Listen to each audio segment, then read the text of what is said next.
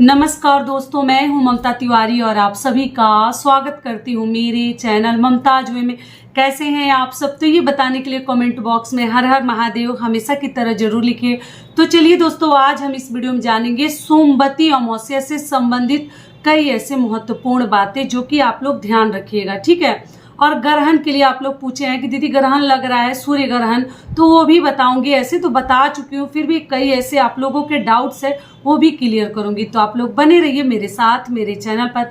अगर आपको मेरा वीडियो पसंद आता है तो प्लीज आप मेरे चैनल को सब्सक्राइब कर दीजिएगा, बेल आइकन को प्रेस कर दीजिएगा, जिससे कि मेरे वीडियो के नए नोटिफिकेशन आप सभी के पास सबसे पहले पहुंचे। तो चलिए शुरू करते हैं और सभी महत्वपूर्ण बातें जान लेते हैं।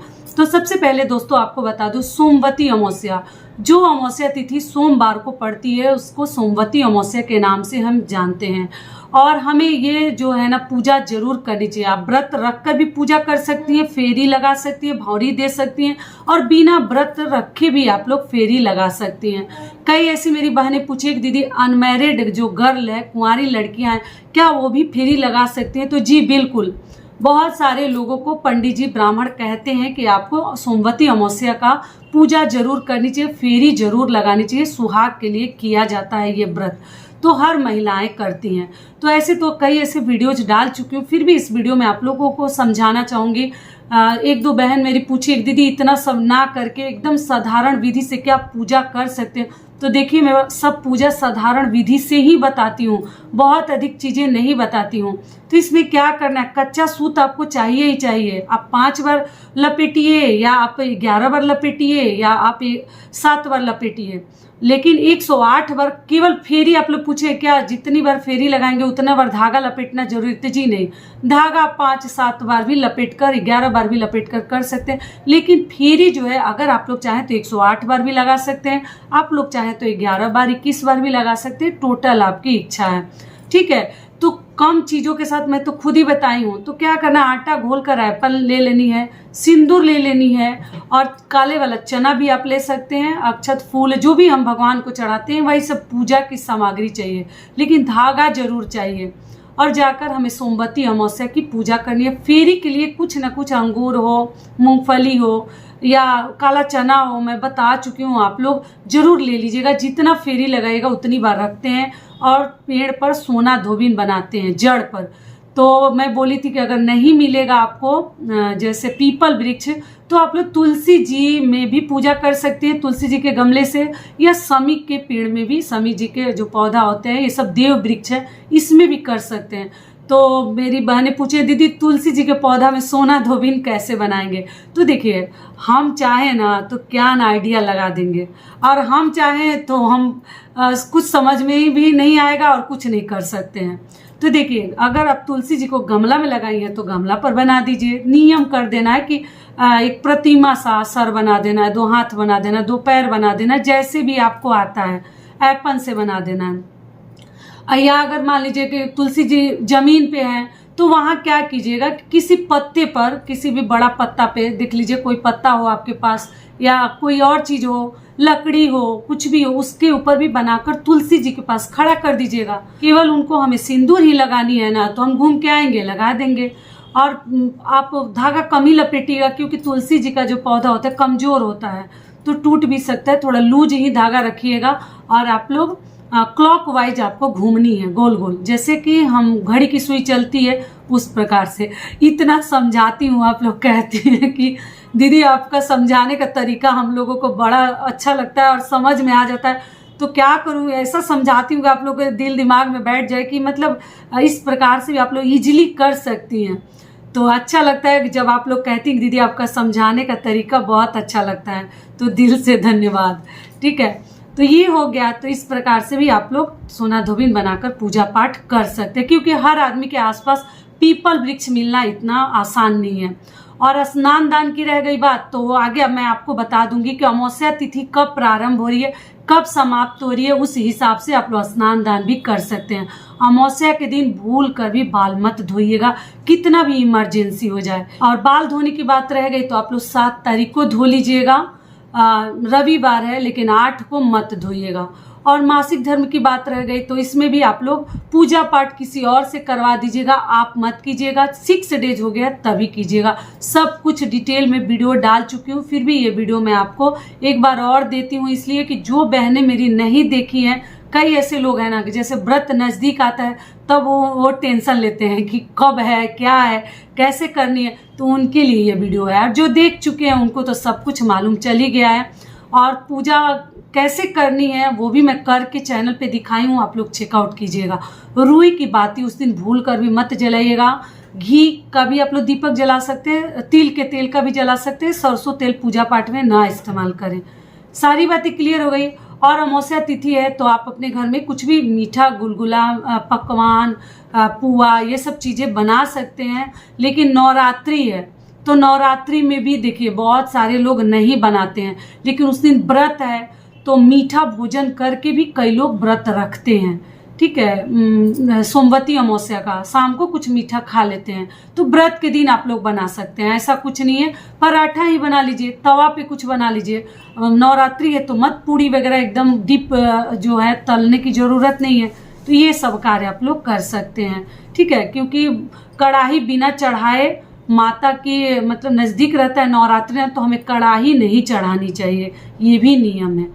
तो ऐसे तो नवरात्रि के लिए कई ऐसे वीडियो डाली हूँ, आप लोग चेकआउट कीजिएगा क्या क्या नियम विधि है। एक भी अगर मेरा वीडियो आप लोग देखिएगा तो एक भी नियम मुझे नहीं लगता कि आपसे छूटेगा, सब कुछ डिटेल में बताई हूँ। ये हो गया। अगली चीज़ क्या है, वहाँ से आने के बाद अपने घर में या शिव जी का पूजा, क्योंकि उस दिन अमावस्या है तो कोई भी मंदिर वगैरह मिलता है तो आप लोग जरूर पूजा पाठ कर लीजिएगा। सिंदूरा से सिंदूर लगा लीजिएगा, पति को प्रणाम कर लीजिएगा, उनको भी चंदन तिलक जो भी वहाँ से सिंदूर वगैरह लाती तिलक लगा दीजिएगा, रक्षा सूत्र बांध दीजिएगा, प्रसाद दे दीजिएगा, सब कुछ बताई हूँ। तो इस प्रकार से अमावस्या के नियम के जो भी पूजा पाठ है हमें करने हैं। और रह गई आप लोगों को ग्रहण के टेंशन, आप लोगों के बहुत दिन से मन में है, तो देखिए वीडियो में समझा चुकी हूँ, फिर भी बता रही हूँ। इंडिया में कोई ग्रहण नहीं है, कोई सूर्य ग्रहण नहीं है। रात में ग्रहण लगेगा तो उसका हमारे ऊपर कोई प्रभाव नहीं पड़ेगा। रात को 9:12 से शुरू है और देर रात में 2:22 के आसपास तक है। सुबह उठकर स्नान ध्यान आप लोग कर लीजिएगा, उसके बाद कलश स्थापना करनी है।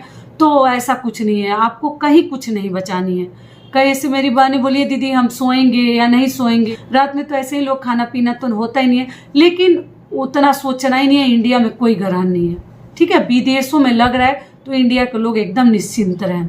और एक चीज़ और समझाना चाहूँगी कि मान लीजिए जो लोग भी, कई ऐसे मेरे सब्सक्राइबर जैसे इंडिया के बाहर के भी हैं, तो जो लोग बाहर से अगर ये वीडियो देख रहे हैं और मान लीजिए वो प्रेग्नेंट हैं, तो अगर उन्हें पूछना है कि यहाँ लग रहा है कि नहीं लग रहा है सूर्य ग्रहण, तो आप जरूर कमेंट करके पूछिएगा, मैं बता दूंगी कि आपके देश में, आपके कंट्री में लग रहा है कि नहीं लग रहा है। तो उस प्रकार से आप अपना नियम विधि कीजिएगा, ठीक है। इस सिंपल चीज़ों से पूजा आपको करनी है। अब इससे साधारण पूजा आप कैसे कीजिएगा, कच्चा सूत या रील तो लेना ही है, और जो चीज़ें छोटी छोटी बताई हूँ वो सब चीज़ें पूजा की सामग्री लेकर ही पूजा करने जानी है। जल लेकर जानी है, पीपल वृक्ष को सींचने के लिए कई लोग कच्चा दूध डाल के भी लेके जाते हैं, तो अपना देख लीजिएगा, समय से दूध मिल जाए तो वो भी लेके जा सकते हैं। अमावस्या के दिन किया जाता है। और सुबह सवेरे ही ये पूजा कीजिएगा, क्योंकि सूर्य उदय के बाद तो लोग करते हैं अपने अपने समय के अनुसार, लेकिन अगर सुबह कर लें ज़्यादा बेहतर रहेगा सूर्य उदय से पहले। तो आशा करती हूँ कि सभी बातें अभी आप लोगों के समझ में आ गई होगी। और चलिए अब आगे जान लेते हैं कि अमावस्या तिथि कब प्रारंभ हो रही है, कब समाप्त हो रही है, स्नान दान का शुभ मुहूर्त क्या है। तो सबसे पहले आप लोगों के जो महत्वपूर्ण कुछ प्रश्न हैं वो जान लेते हैं। आप लोगों ने पूछा है कि दीदी अमावस्या और नवरात्रि लगातार 2 दिन व्रत पड़ जा रहे हैं तो हम कैसे करें, क्या करें। तो मान लीजिए अगर आप चाहते हैं तो दोनों दिन आप लोग व्रत रख सकते हैं, क्योंकि अमावस्या के दिन पूरे दिन व्रत रख के शाम को कुछ मीठा खा लेते हैं, मैं तो सब बता चुकी हूँ। या आप शुद्ध सात्विक भोजन भी, दाल चावल सब्जी सब खा सकते हैं, लहसुन प्याज मत खाइएगा, इस प्रकार से भी कर सकते हैं। और कई लोग केवल जल और फल पे रखते हैं।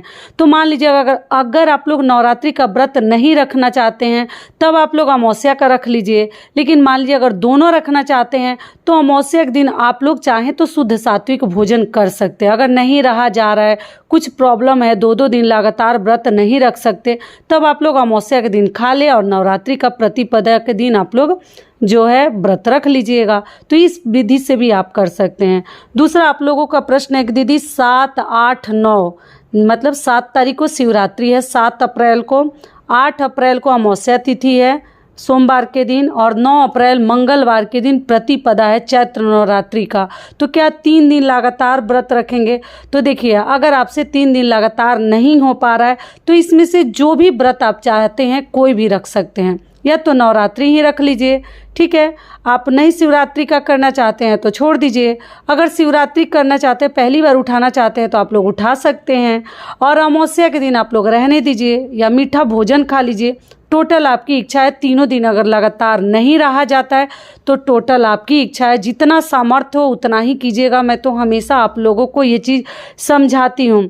और अगली चीज़ कि आप लोग पूछे दीदी, जैसे 7 तारीख को दिन रविवार को अगर हम शिवरात्रि का व्रत रखेंगे तो अमावस्या है 8 तारीख को, तो क्या 8 अप्रैल को हम पारण, शिवरात्रि का पारण क्या मतलब अमावस्या में कर सकते हैं? बिल्कुल कर सकते हैं, कोई दिक्कत नहीं है। आप पूजा पाठ करके आ जाइए, उसके बाद या तो आप शुद्ध सात्विक भोजन खा सकते हैं, बिना लहसुन प्याज वाला, दाल चावल सब्जी जो भी खाती हैं आप लोग, या आप लोग मीठा भोजन भी अनाज कर सकती हैं।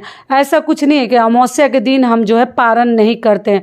मासिक व्रत में इतना सब नहीं लिया जाता है, रात्रि प्रदोष या और भी जो भी व्रत है, तो अमावस्या तिथि पड़ जाती है तो आपको चिंता नहीं करनी है कि पारण कैसे करेंगे। ये भी क्लियर हो गया। और आप लोग पूछेंगे पार्थिव शिवलिंग का विसर्जन दीदी कब करें? तो मान लीजिए शिवरात्रि के दिन अगर आप पार्थिव शिवलिंग का निर्माण करते हैं तो सुबह में अगर आप पूजा करती हैं तो शाम को 3 या 4 बजे, 4:30 बजे तक आप लोग विसर्जन कर सकते हैं। किसी भी वृक्ष के नीचे या किसी भी नदी तालाब सरोवर में डाल सकते हैं। अगर मान लीजिए कि आप शाम को प्रदोष काल में पूजा कर रही हैं पार्थिव शिवलिंग बनाकर, तो आप अगले दिन नेक्स्ट डे आपको ले जाकर विसर्जन करनी है। क्लियर हो गया? आप लोगों के कुछ महत्वपूर्ण सवाल थे, सोची कि वो पहले इस वीडियो में बता दूं, फिर आप लोग वेट कीजिएगा।